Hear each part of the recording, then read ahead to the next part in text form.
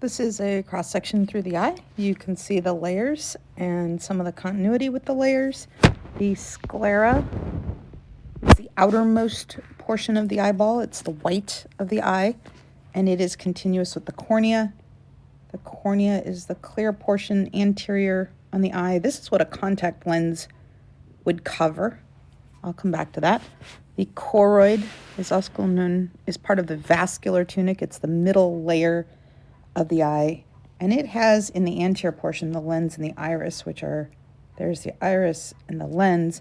In the center of the iris you can see the pupil, and then the retina is known as the neural tunic, and it's the innermost layer of the eye, so light will pass through this way to get to the retina. It will need to pass through two fluids, the aqueous humor, which is in the anterior portion of the eye, and the vitreous humor, which is in the posterior portion of the eye. Be careful with the terminology. The posterior segment is behind the lens, so it's here.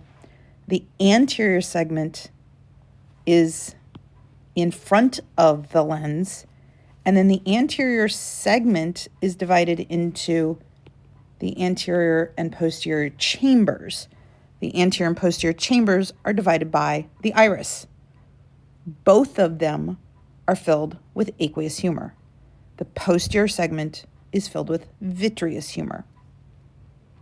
So I said I would come back to contacts, and if you look at contacts, contact lenses, if you wear them, you'll know that there's a shape and then a bit of a bubble and then a shape.